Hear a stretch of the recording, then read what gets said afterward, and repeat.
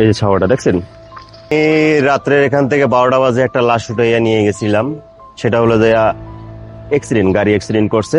এই যে CNG কদমতলিতে CNG অ্যাক্সিডেন্টে তাদেরকে নিয়ে আসছে, তারা এখান থেকে ছেড়ে দিয়েছে। পুলিশ কেস করে নাই, অনেক গরিব সেই জন্য পুলিশ কেস করে নাই। যাই হোক, ওনাদের লোক আসছে থানা থেকে, এটা দিয়ে দিছে। আমাদের মর্গে ছিল, লাশটা নিয়ে গেছি রাত্রে 12টার দিকটা নিয়ে যাইতেছিল যে মানিকগঞ্জ। যাইবার সময় খুব ভালো গেছি, কোনো সমস্যা হয় নাই।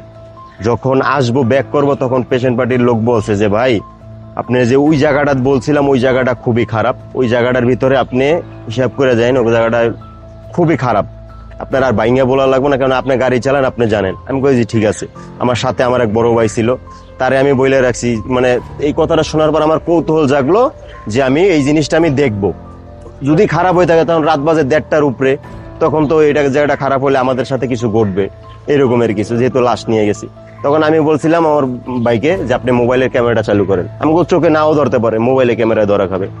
তাই আমি ধরার পর হঠাৎ করে দেখলাম কি, সে ক্যামেরা ধরার পর আমি তো কিছু দেখি নাই, গাড়ি টান 60-70, গ্রামের শাখা রাস্তা 60-70, ওই টাইমটার ভিতরে হঠাৎ করে ক্যামেরা ধরছে, কয় বাই বাই ব্রেক করেন। এই যে আমার মোবাইলে ভিডিওতে আছে, আপনি দেখাই। এই ভিডিওতে হঠাৎ করে আমারে বলতেছে যে ভাই এই জিনিসটা গেল। এই দেখার পর আমি খাড়াই গেলাম। খাড়ানোর পর আমরা গাড়ির থেকে নামছি, নাইমা আমরা আশেপাশে চক্কর দিছি, কোনো কিছু দেখে নাই। মানে হলো একবারে হাসা কথা, যেটা কোনো ইয়াইকে দাঁড়া না। এটা হলো ডাইরেক্ট আমার নিজের সাথে ঘটে যাওয়া একটা ঘটনা। এটা আমি চোখের সামনে দেখি নাই, কিন্তু আমার ফোনে ধরা পড়ছে, এই ফোনে ধরা পড়ছে। এই যে দেখেন, দেখছেন, আমি আবার দেখাই, এই বেড়াই, এই দেখেন, এই দেখেন, এই যে ছাওয়াটা দেখছেন।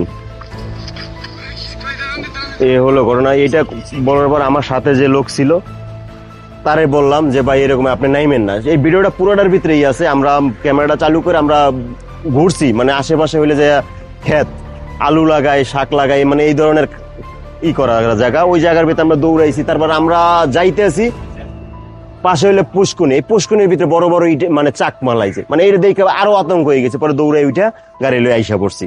ওখানে হইলে এই ঘটনা, মানে কি বলবো, ওখানে আমার দ্বারা যদি অন্য কেউ হতো তাহলে জীবনে ওখানে নামতো না আর কোনো কিছু না। কিন্তু আমার মানে খুব কৌতূহল ছিল দেখার জন্য, তা আমি নামছি, নাইমা দেখছি।